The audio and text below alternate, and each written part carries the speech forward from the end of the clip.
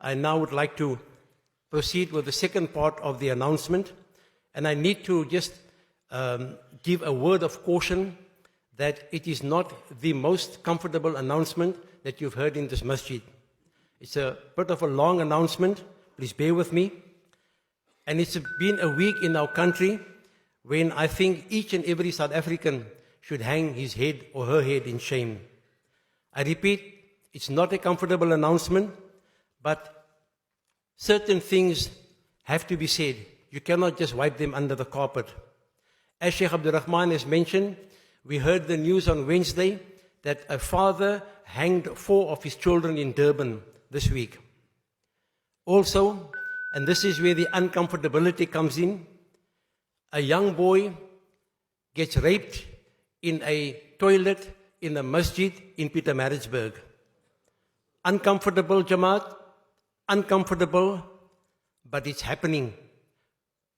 Do not go into denial. Then we had the xenophobic violence taking place in Johannesburg and Pretoria. And I'm still trying to understand, and I've discussed it with the Imam, what is this whole issue?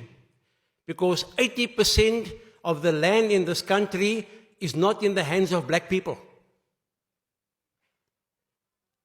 The best jobs in this country is not in the hands of black people. Yet this violence unashamedly has been black upon black. And it seems as if we have forgotten who gave us refuge and shelter and support when we were fighting against the white tyranny of this country. It was countries like Zambia, Zimbabwe, Botswana, and Nigeria that gave us all the support so that we could overthrow the tyranny of the white rule in this country. But it seems like today it's been forgotten. And what is even more forgotten sometimes is that our beloved Nabi Muhammad sallallahu alaihi wasallam himself migrated. He had to flee Makkah to Medina. The only difference was that the people of Medina welcomed him with open arms.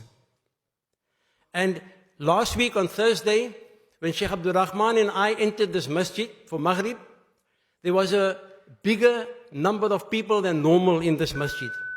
And upon inquiry, we discovered that not one, but 2 of our Bangladesh brothers' janazah was about to take place.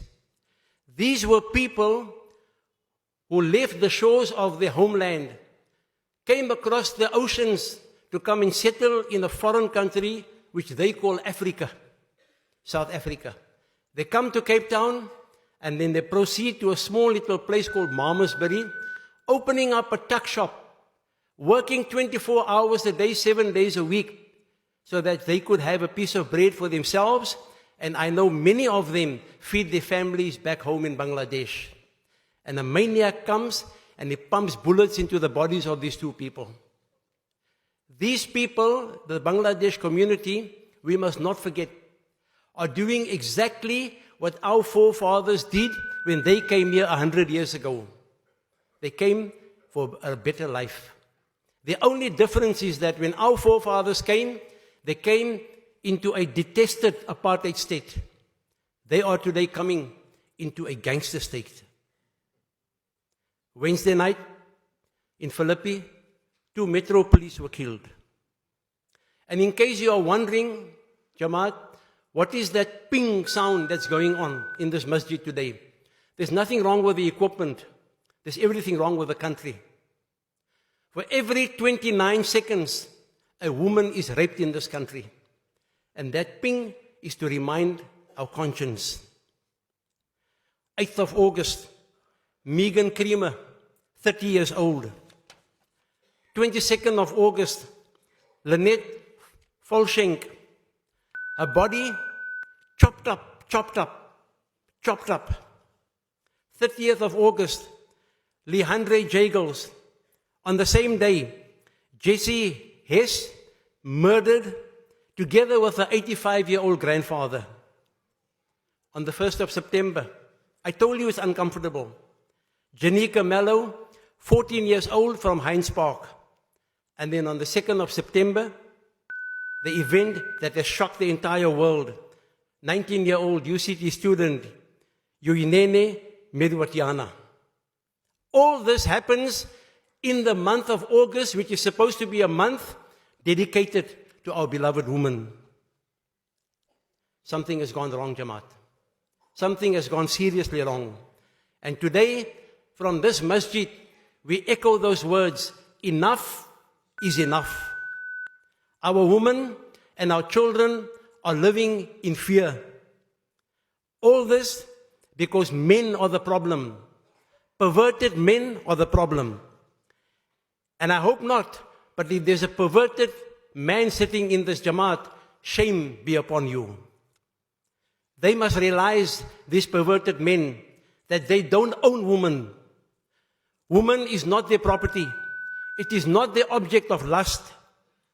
And please, don't hide behind that facade that if a woman doesn't dress the way you think she should be dressing, or if she goes to work, or if she talks the way you feel she mustn't talk, you can use that as an excuse to do these things to her.